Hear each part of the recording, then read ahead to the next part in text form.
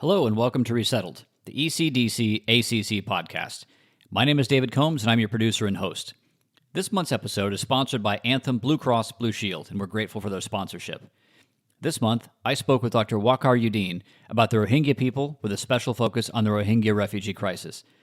Dr. Wakar Uddin is a Rohingya American born in Arakan, Rakhine State in Burma. He completed his undergraduate education in Burma, his MS from the University of Nevada, and PhD from the University of Georgia. He is currently a professor at the Pennsylvania State University. In addition, he is the Director General of the Arakan Rohingya Union, the founding chairman of the Burmese Rohingya Association of North America, and a Supreme Council member of the Muslim World League. Leading the Arakan Rohingya Union, representing 61 Rohingya organizations worldwide, Dr. Uddin's mission is to seek a political solution to the crisis faced by the Rohingya people in Myanmar.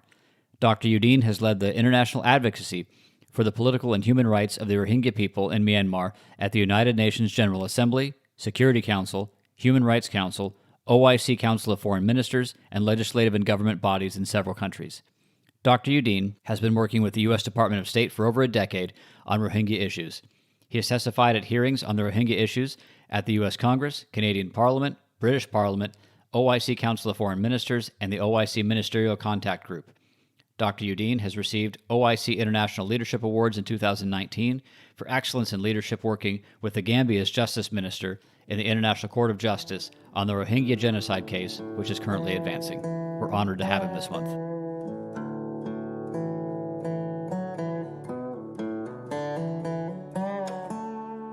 This month, we're discussing the Rohingya people and the persecution they suffer. At this point, most members of the audience have no doubt heard about the Rohingya crisis, but today we aim to provide you with a serious understanding of the Rohingya people, the nature of the crisis, and the challenges they face. Dr. Uddin, I'd like to begin this episode by asking you to first help our audience understand a little bit, who are the Rohingya people? Rohingya people are actually an ethnic minority group, indigenous, native to Rakhine State, Arakan, we are known as Arakan, in the western Burma, western part of the country. Their history in Arakan dates back to several centuries. Way prior to Burmese invasion of Arakan Kingdom, there was a kingdom of Arakan, separate country, was invaded by Burmese Kombong dynasty in 1785, and they took over. Basically, our Kingdom of Arakan invaded, and then they renamed it. The invader has renamed it as a Rakhine, which is now known as today as a Rakhine State. So these are indigenous population of the Rakhine, Arakan, prior to the invasion of Burmese of the Kingdom of Arakan in 1785. So you can see that they are there before Burma was there. Thank you. So the Rohingya people have suffered terrible atrocities at the hands of the government of Myanmar over the last number of years. And I imagine most people in our audience, that's probably the best way that they can think about it. That's what they know. And we're going to talk more about that in a minute. But first, can you help us understand some of the origins of the conflict between the government of Myanmar and the Rohingya people? That's a very interesting question. Actually, there's no conflict, to be honest with you. Conflict between Rohingya and Myanmar government is one-sided persecution, one-sided atrocities, like World War II Germany. There was no between, the victims and the Hitler, right? So this is the same thing. There's no conflict between. Rohingya people were not with nothing, not in the party in the conflict. They are victims of the government of Burma and Myanmar. Actually, there was a coup in 1962, military coup, just like this one happened about 3-4 months ago in February. There was a coup in 1962 that overthrew the military. The military is overthrew the government of the democratically elected government of Myanmar. Then the junta started. Then they started the blueprint of genocidal campaign against Rohingya people, solely based on nationalist ideology of the military. the ideology of nationalist ideology of purity of race and religion, Burmese race, Burma race, and the religion of their Buddhist extremist religion. Extremist segment of Buddhist religion, although Buddhist religion is a peaceful religion, but there's an extremist segment to it, and that's what they started. The military has hijacked the peaceful Buddhist religion, actually, and Burma race. Burma race also the main ethnic group, majority ethnic group in Burma, known as Burma. They are also peaceful people, and religion is peaceful. The military has hijacked it to advance its nationalist agenda, and has started the persecution against Rohingya ethnic groups and also other faiths. Let's not forget they are doing persecution by Christians in the eastern and northern countries, states, but the Rohingya atrocity is much more severe because Rohingya people are not resisting with armed groups. You go to northern Burma, eastern Burma, where China border, there's Kachin, Kayin, they are well equipped with arms, so they are not really Turkey that Burma is shooting like Rohingya. Rohingya is a Turkey shooting for Burmese. So that's why it is much more, atrocity is much more widespread because there's no resistance in Rohingya. So Christian groups in the east and the north are well organized and well armed. So they defend themselves. So atrocity is not as widespread. But the same ideology of eliminating anything which is not Buddhist, extremist Buddhist, or Burma, which military is used as a tool. Again, let me tell you, Burma people. I went to college in Burma. My roommates were Burma Buddhists, peaceful people, very nice people, peaceful people. But military just hijacked it, their religion and their race. Now, would it be fair to say, and if I misstate, please let me know, that in a sense, because of this conflict or this one-sided conflict, shall we say, for many decades now, the Rohingya people have in some ways been somewhat stateless. That is, their home country rejects them as citizens, and neighboring countries view them as refugees, immigrants, et cetera. But in a sense, they're caught between a home country that doesn't want them necessarily, and neighbors who view them as outsiders, immigrants, people who they would kind of like to send back. Yeah, stateless. You just mentioned statelessness. Statelessness is used a lot at the international stage about Rohingya, but actually it's a little bit complicated. The statelessness is actually it does not quite fit with Rohingya crisis. I'll tell you why. Rohingya people have a state, and they have their country, they have their land, native land. They have been target of extermination from their own land, and they are citizens of Burma, like any other ethnic group of Burma. So genocidal campaign was started to revoke their citizenship.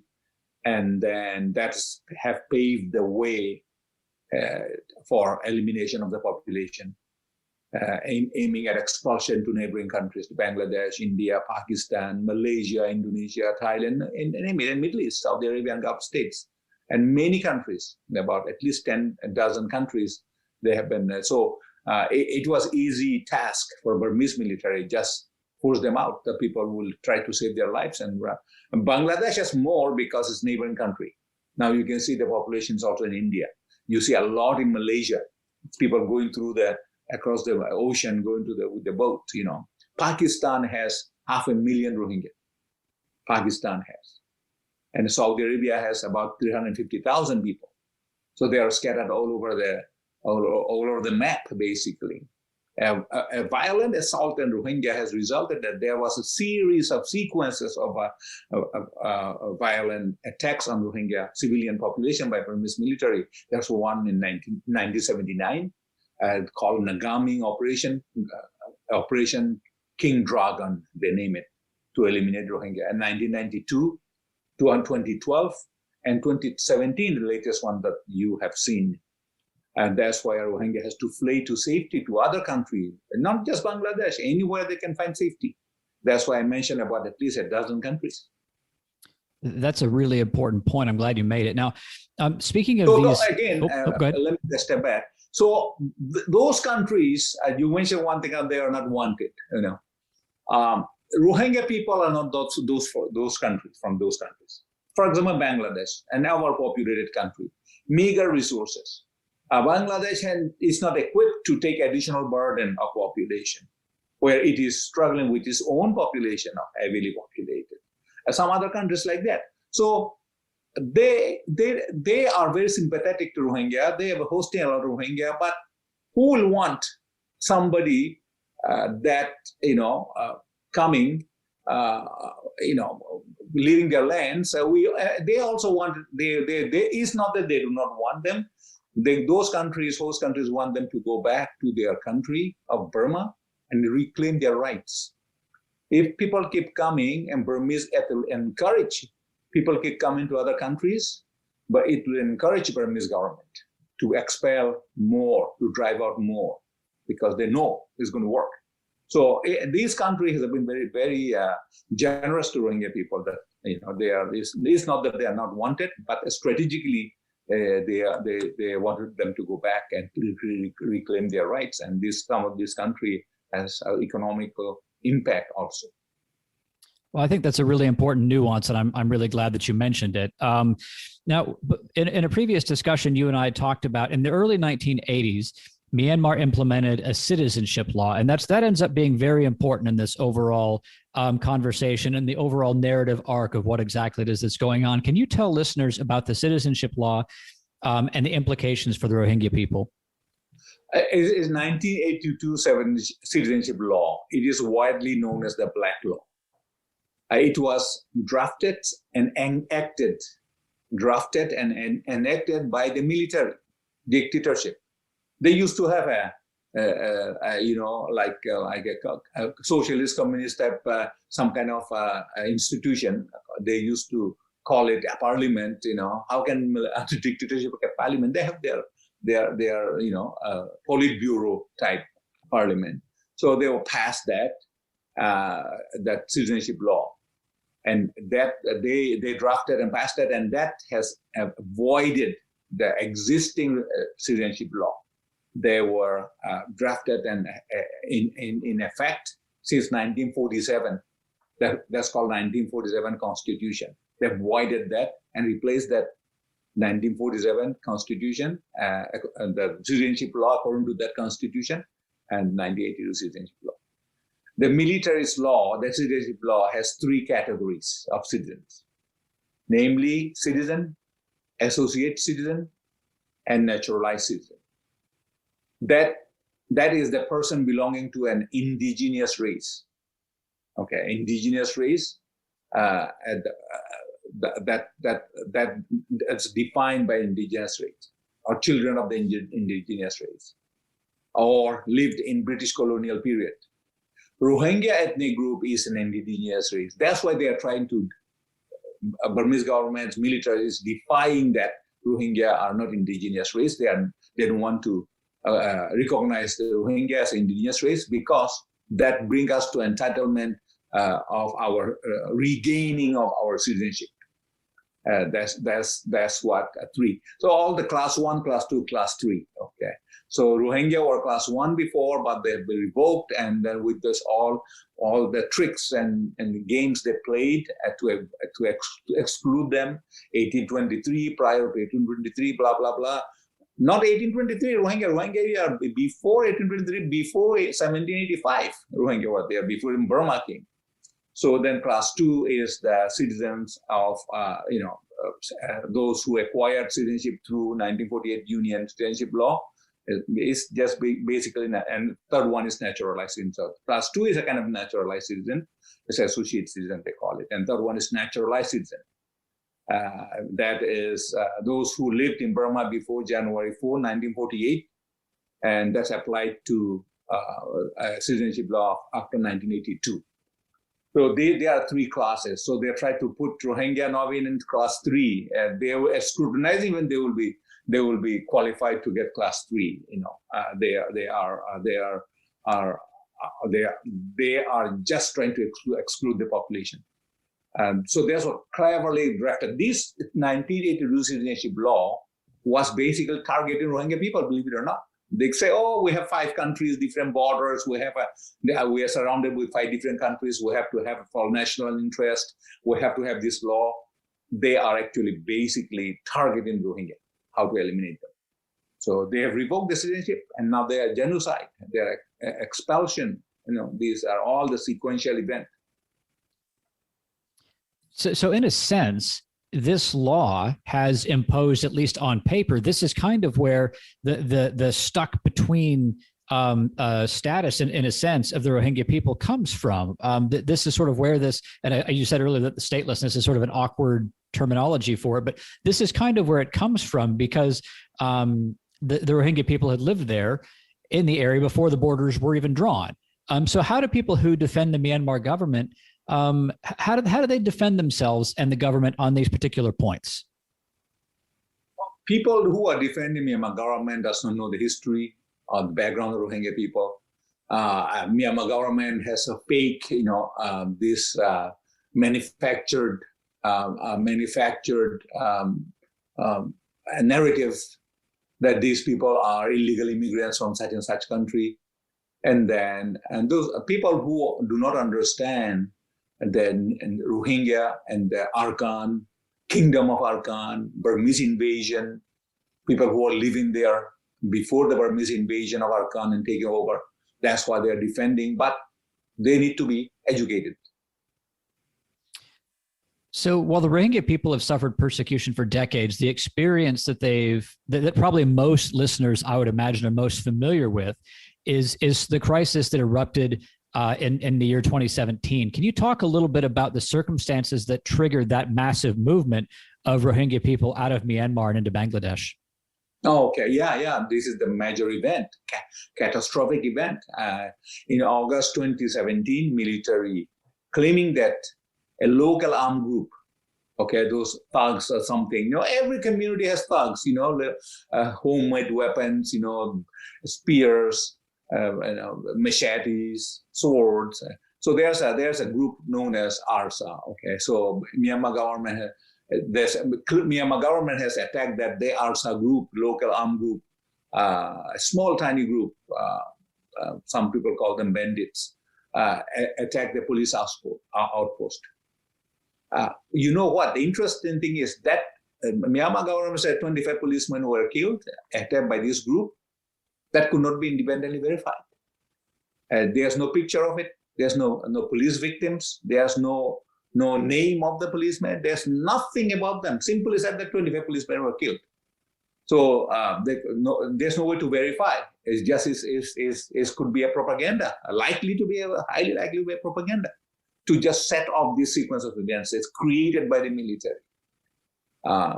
So this was put out by the media, and a lot of people believed it without knowing the facts, show us the proof. I asked the military, show us the proof. Your 25 people, 25 policemen were killed. You said, show us the proof.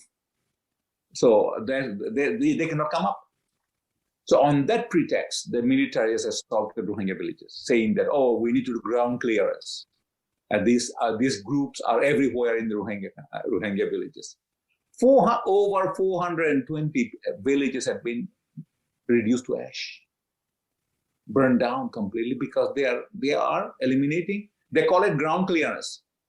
So they say, we're saying ground clearance to clear the insurgents, this ARSA group, the bandits. No, your ground clearance means you are clearing the population. Just tell what it is. No need to tell lies. So the brutal assault has caused Rohingya villagers to flee, because they have been burning village after villages. When people are running away, running to their safety, believe it or not, children, women, men, they've been shot at. Is that ground clearance? You're shooting at the civilian population which is escaping the assault and burning villages, burning homes. You're shooting at them. and then raping women, gang rapes, grabbed the children from mother's lap and threw in the fire, locked up people inside their homes, locked up and set the home on fire, torched the home. So these are ground clearance of the population, not ground clearance of the insurgent groups, bandits. Due to the intensity of the horror and atrocities, over 750,000 people has to flee from Rakhine State. And where do they go? They cross the border. They find where the safety is. That's Bangladesh next door. There was a Thailand next door. They would have gone to Thailand. The India was close enough. They didn't go to India. They will go where people will take shelter, where the safety is. They can find safety. So this was pre-planned by military months before. The pre-calculation that the village can be quickly eliminated through massive attacks on the village residents. That's what they did. Now all those villages are completely flattened, become barren field. They have military has bulldozed the villages, not just burned, making flat open ground now. There's no removing any trace, no trees, nothing left. So this is what really has happened, triggered the refugee influx to Bangladesh, massive population movement of 750,000 people plus, over 750,000 people in August 2017. So you mentioned Bangladesh as being the closest area for safety for the Rohingya people. Fleeing to Bangladesh from Myanmar takes a lot of forms. Can you tell listeners about the dangers faced by those Rohingya people who are fleeing from Myanmar? Because when I asked this, I took a look at a map, and it seems to the uneducated viewer, and I'll call myself among the uneducated viewer, at a glance, it looks like a very short distance to travel, but reports that I've read suggest this could take days or weeks to make what seems like a very short journey. Can you talk about the challenges and the complexities that they're facing as they try to escape, what that looks like? Yes. The route of escape to Bangladesh involves terrains, rivers, creeks, barren fields, different kind of terrains. And they could be 10 miles, 20 miles, 15 miles. That distance is not an issue. The issue is the rugged terrain and on foot. Where you are escaping, fleeing your village, burning, and then they have their whatever belonging they may have on their shoulder, on their back, and babies holding them, little kids, elderly people cannot walk. So 85, the 10 miles is going to be 100 miles, so how difficult it's going to be there. So there's numerous dangers they faced during when they fled. First, they were shot at. There's one danger. They were shot at by the Burmese army, military, and as they were leaving their homes. And they went through rice fields, open fields, rugged terrains, forests, so all on foot, along with children, elderly, and sick and wounded people. Sometimes dead bodies they have to carry. They cannot leave the body there, who were shot at. And then have to cross the river, water. And is a boat there or not? Is there a vessel to cross? That's another problem. Some of them have to swim, some of them cannot swim, some of them have drowned. They've been being chased. So depending on the location of the village, food travel was maybe 10 miles, 30 miles, 40 miles. Not only Maungda Township, there's also Buthidown Township. Sometimes it took 1 day, sometimes it took 3-4 days, several days. There are pictures of, you see surfacing on the internet, that children floating in the water, dead bodies, they're drowning. They're rickety boats, wooden boats, overloaded. They'll grab something boat and they try to cross, it sank. So these are the horror they went through. Many of them have died. Dehydration, hunger,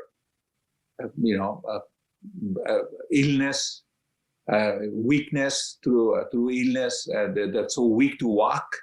They were rampant. It is horrifying. I've seen some videos. I've seen some videos. It's horrifying. No human should go through this, regardless of their religion, race, ethnicity, nationality. They are all human, but they have to go through that. But they found the safety. Thousands of people were lost. Thousands of people were lost. Now, as people make their way from Myanmar to Bangladesh, it seems, if I understand it properly, and correct me if I'm wrong, the refugee camp just across the border at Cox's Bazar has become the largest refugee camp in the world. Can you tell listeners about how many Rohingya people are hosted in this camp? There are several camps. Several camps. The size of the camps vary. The one you're referring to, I think, is called Kutupalong. That's the world's most crowded refugee camp. At the density of 40,000 people per square kilometer. 1 square kilometer is 0.4 square miles. 0.4 square miles, 40,000 people are cramped. You can see their condition. You can imagine their condition. This monsoon rain, food, disease, summer heat, and natural disaster, and food shortages, water availability during summertime, during monsoon time, flooding. So this is 40,000 people in 0.4, less than half a square kilometer, half a square mile.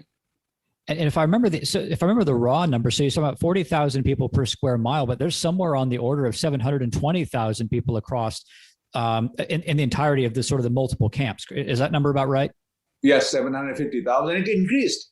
Then it was 750,000. How many years we have? 4 years, 5 years? Their children born. Their kids are growing up. So some people came later also. So in 4 years, children being born, you can see is going to be close to 1 million easily. And let's not forget, they are pre-existing refugees. They came to Bangladesh in previous attack by military to villagers. They are pre-existing about 400,000 people there already before August 2017. So there are altogether over 1.2 million, at least. So really, when I say refugee camp, that's a pretty poor choice of words. Actually, this is a city, and actually kind of a large city.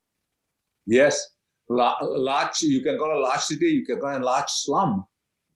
It is like a slum is because of tents, rickety wooden tents, bamboo tents, a plastic cover, roofing, plastic sheets they put, and the water flowing into these tents. So this is a city, if not like building cities, city of slum city. This is a horrible places, and bamboo made of bamboos, leaves, and plastic tarps, and so on and so forth. It's a very hazardous place, and fire hazards, and some camps were burned down because of this material, bamboo and leaves and thatches. They're made of these camps. Can you talk a little bit about the experience of the Rohingya people in the camps? What kind of, probably almost no infrastructure, but can you talk about the kind of infrastructure, sanitation, things of that sort? What is the experience of a person who's living there?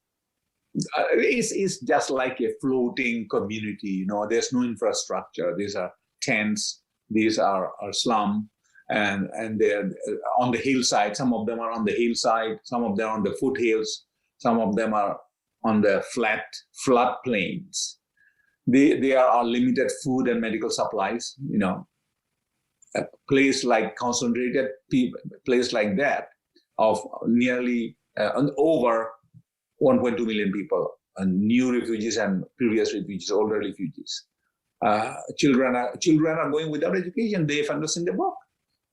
4 years ago, a child who was 10 years old or 14 years old now, teenager, where's the book? Where's the education? Where is their future? And so these children are going without education, and there's disease outbreak. Cholera. All different kind of disease outbreak. due to sanitation issue, limited water wells, and of course there are no electricity. So these are the conditions that refugees are living under. So the people who are living in these very, very difficult conditions, how are they living in the camp day to day? And can you tell the audience, what is their overall outlook on the situation? How are they feeling? Oh, people are passing their days in agonies, hoping they are still hoping to return to their home countries, homeland, home villages, their homes. Although their villages have been flattened, they said they can rebuild. They can make the tent like a refugee camp on their property. And from that tent, they can grow. They can rebuild their lives. They want to go back. I've spoke to many, many, many refugees. Not one single refugee said, we're going to stay here. Okay, we want to go back. So they have, but the outlook is not really that great. The outlook is gloomy for them because of delay and this military coup, and then military attacking Rohingya, ethnicity, and all negative things coming out of the government. Although the government of Burma has signed agreement with Bangladesh, including with China, they call tripartite agreement for repatriation, but nothing is happening today. So people are losing hope. They feel no purpose in their life, with lingering helplessness and hopelessness. So the outlook is, but we cannot be discouraged. The outlook is not good, gloomy. People are losing hope, but we encourage them, look, stay steadfast, keep your optimism high, keep your determination, strong determination that one day you will be going back to where you belong, to your country, to your Arkan. I've seen reports that have suggested as the camp has grown, there's a number of security concerns for the residents. Can you shed some light on the kinds of security issues they might face while they're living in, I keep calling it a camp, but the city, the slum city, as the case may be. Can you talk a little bit about the security conditions that they're enduring? Yeah, absolutely. There are growing security concerns as some people in the camps at slum city are becoming desperate. And there are sources or institution groups. There's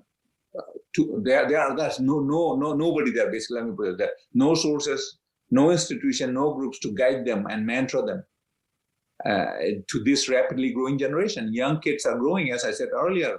4 years old, a 10-year-old kid is and a 14, 15-year-old now. The older ones are older. So there are no infrastructure. There's no resources available for them to guide them with education, to teach them what is wrong, what is right. They're out of desperation. These are not violent people, but there will be naturally some kind of elements will come out, bad elements, because and also to information we receive, there are bad elements from outside have come into the refugees, and then this dominating them. There's some small armed groups, the small armed groups, bandits will come and then rob them, ask for money, and then try to dominate them, lure them into doing crimes. So this is the situation. While the Rohingya people have been very clearly rejected by the military government of Myanmar, how have they been received by other governments? Because you mentioned a few minutes ago that there's Rohingya people all over, and so many countries in the region. How are the other governments responding to them? Is it with a general kindness? Is it with welcome? And I'm sure it's an oversimplification to say that, but how are they being responded to, and how are local populations and governments receiving them? As I said earlier, the government, the host countries are very generous, very sympathetic to Rohingya. On the other hand, it is a burden for them. For like country Bangladesh, they have limited resources, so they were still under that condition. They are taking care of the refugees. Given under the circumstances, the government and people of Bangladesh have taken care of them very, very well so far. It is a challenge for them to take care of such a huge refugee population of over 1.2 million people. That started from 1979, 1992, 2012, 2017. There are influxes, major influxes, 4 or 5 times major ones. And these are all, remember, these are not gradually coming in, these are sudden influx, all of a sudden, coming in 700,000 people. So how Bangladesh is going to handle this? We salute Bangladesh for that. And we're able to host, accept those people. Once people arrived in Bangladesh, very little death, unless they are sick from their journey, and they were saved. All these people are saved. All people who are killed were in Burma side, where army has shot at, burned their villages, burned their homes, So and mass killing, the crime. And the host country, it was not prepared for it. Bangladesh was not prepared for it. They did not know all of a sudden 750,000 people, nearly 1 million people were coming in a matter of 1 to 2 weeks. So that's why it was only good thing was that international community stepped in very quickly. Really, international humanitarian relief groups work with government of Bangladesh, and help came very quickly. So that's how they were able to save the people from starvation and diseases and other things. I've been reading some articles about the government of Bangladesh trying to move some Rohingya people to islands in the Indian Ocean. Can you talk a little bit about that or comment on it? It was just something that I saw that I was a bit confused by. Yeah. His island is off the coast of Bangladesh. It's called Bashanchar Island. So some refugees were moved there. Bangladesh government has moved. The reason was that what we heard, there was that overcrowding in the camps in Cox's Bazar. They're overcrowding, as we talked about overcrowding earlier. There were concerns, though. Although Bangladesh government may have their own reason, there were concern about the safety of the refugees on the island that sits on the general path of cyclone, tropical cyclone. Normally, this is a path. It goes through alley, cyclone alley. It appears that moving of refugees to the island has slowed down. There are reports of refugee no more. Very few people want to go back there and wanted to be moved. And recently, I saw a report from Dhaka, Bangladesh media that people who were moved, some of them escaped. They went there. They thought there's going to be something that they would like to live temporarily until they go back to Burma. But they probably did not find that is the place for them. So they have been escaping. They have been arrested and been made. So there's a bit of complications now. I see. Over the last year, of course, the entire world has struggled with the COVID-19 pandemic. How has it affected the Rohingya people, not only in Cox's Bazar, but in other places as well? Yeah, fortunately, COVID-19 did not hit at that time the refugee community as we all feared at the beginning of the global pandemic. We are all very nervous that one person gets sick in this overcrowded refugee camp. You think about it. Fortunately, they were spared by the COVID, by the grace of God. Only few people have died.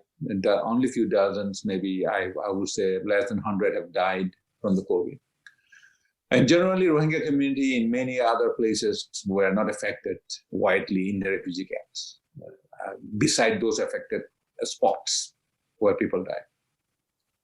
And some people recovered, some people died, but generally it was not what we really feared during the pandemic. Well, that's a tremendously fortunate thing. Overall, what strikes me about the experience of the Rohingya people is that they seem to be rejected by their home government. We talked about that. And it's not that necessarily other governments are actively rejecting them, but they have their own challenges that they have to deal with. So it feels like there's this group of people that are, for lack of a better word, this isn't quite true, but without a country in a sense, at least one that wants them. And so I wonder, What does this do to the psyche of the Rohingya people to not necessarily feel as though someone wants them? I can't imagine what that would feel like if my home government didn't want me. What does this do to a people's psyche, and how does it impact how they feel about their place in the world? Their home government, like them because of, again, good example was World War II, Germany, right? So this is unfortunate. These people are helpless. Rohingya people are helpless. Nonetheless, people who are taking refuge in the region in South and Southeast Asian countries, South Asian and Southeast Asian countries, want to go back to their homeland, right, in Myanmar. But government of Myanmar is constantly putting a stumbling blocks, making it difficult for them to return. One thing or the other, delay. Most of these countries in the region are hosting the refugees. As we spoke earlier, limited resources to support them. Therefore, it has become a significant economic burden for some of the countries. Also, another reason that this government may not want Rohingya, a lot of Rohingya keep coming to their countries, because that is becoming a pull factor. Once a boatload of people come to Malaysia, and Malaysia government accept them, another boatload will come. So it's a pull factor. People are seeing that they have been being accepted. So at the end, there will be no refugees left, no Rohingya left in our country. People will be moving out because Myanmar government is also looking that. Military is looking that people are being pulled by the other countries. So they will do more atrocities. So people will leave because government, military knows that they can go somewhere. Like Malaysia, Indonesia. So there's another pull factor. They're very concerns. There will be more influx coming. So the government of Myanmar is looking for that kind of opportunity too. So there's a catch-22, either way you cannot win. There's a problem. There's a dilemma, big dilemma. In February of this year, Myanmar experienced another coup in which the military deposed the democratically elected government of the nation. How does this coup, in your estimation, impact the near future for the Rohingya people? At this point, it is difficult to predict how it will turn out for Rohingya people. Currently, Myanmar military is so much engaged in fighting with its own people, its own race, not forget about Rohingya. There are countries in big turbulence and instability. It is not only fighting with its own ethnic group, Burma, the majority group, it's also fighting with various ethnic groups. There's a bloodbath going on in Burma. So therefore, Rohingya issue has not been adequately handled by the military junta. They are very busy with fighting with their own people now. Right after the coup, military junta wrote a letter to the government of Bangladesh. The day they did the coup, that they will say to Bangladesh government that it will repatriate Rohingya refugees in Myanmar. So we don't know why they were sincere or not, but nothing has happened yet. The name of this show is Resettled. In many ways, the idea of the show and the reason why we run it is to highlight the stories of people who have been resettled out of difficult situations and the people who work in the area of resettlement. Yet the Rohingya people are almost permanently unsettled, which sort of is a strange thing given the nature of the show. So with that notion of resettlement in mind, what do you suppose is in your thinking the path forward for the Rohingya people? Do you suspect that the current state of affairs, a massive refugee crisis with people being permanently in a state of limbo, is likely to continue? Or do you think that there's a path forward, a true permanent settlement in a way, for the Rohingya people to return to Myanmar and live in safety and security? Rohingya refugee crisis is a lingering issue. We all know that, with the largest influx into the region in 2017.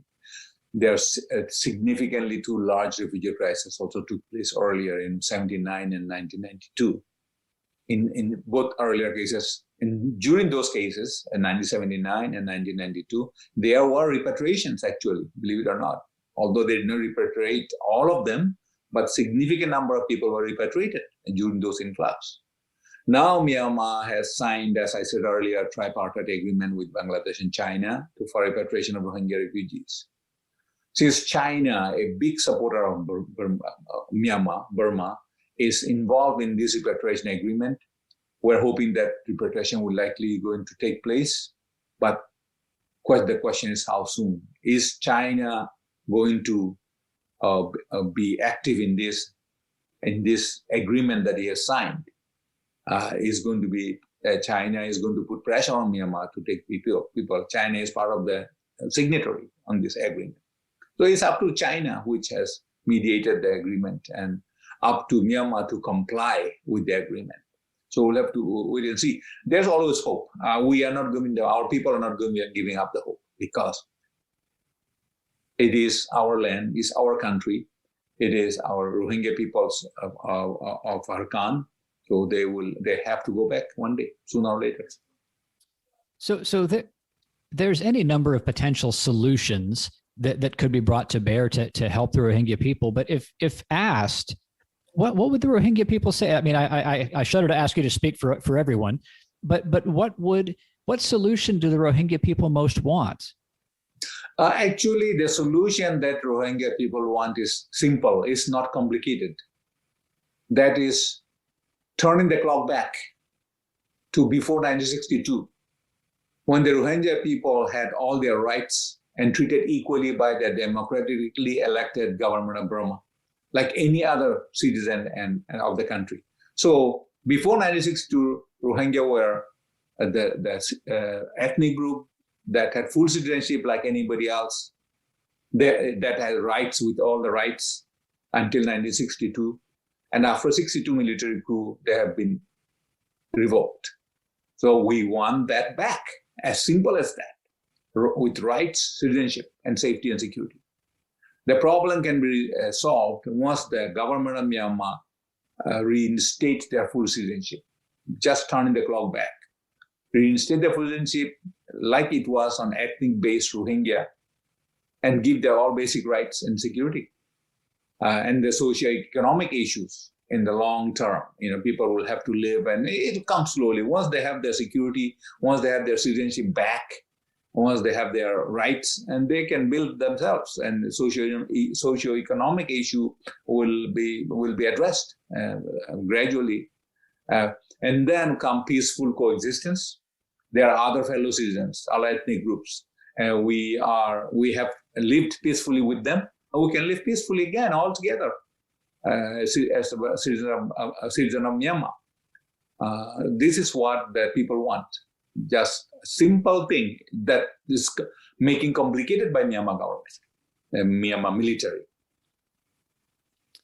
So I want to be mindful of our time, and I know we're coming towards the end, but as a final question, if our listeners would like to help the Rohingya people, even in small ways, do you have any recommendations for what they might be able to do? Yeah, thank you for asking that.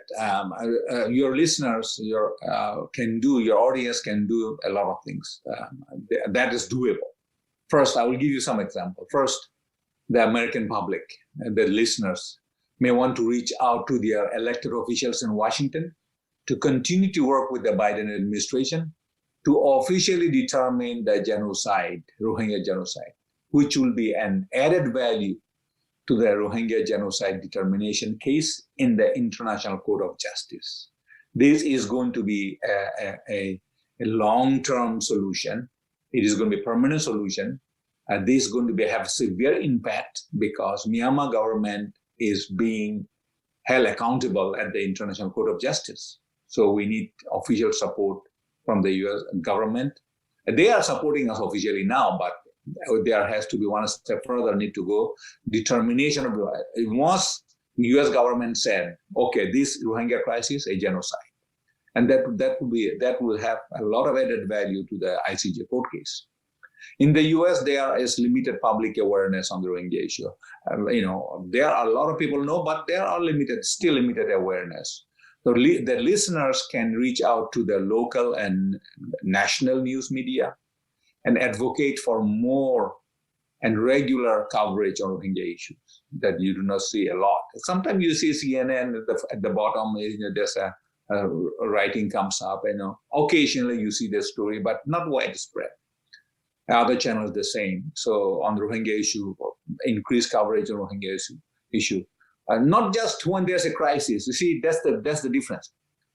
There's a peak of crisis, they will cover it and then they'll subside. No, it has to be a kind of like a stable, constant coverage. That's what is going on, not just responding to the spike of violence against Rohingya people. More engagement on social media on the issue, that will be a great resource of information for the public. Social media, you can get all the information, so the engagement, everybody engaged in that, media and others, activists and others, and people who are knowledgeable of the Rohingya issue. I have seen a lot of my friends, American friends and my colleagues, and they are engaged in social media about Rohingya issue. Spreading what is Rohingya crisis is about. Rohingya issue is an ongoing problem that should be kept in high profile at the international stage. Myanmar government military also look that it will subside, they will do more atrocities. They quiet down. So that's why we need to keep that profile high, as it is. Interfaith groups in US is very powerful also. And in many locations, the community have deep interest, interfaith community has deep interest in helping Rohingya in many ways, with tremendous sympathy. And let's not forget, there are nearly 500,000 internally displaced Rohingya inside Rakhine State.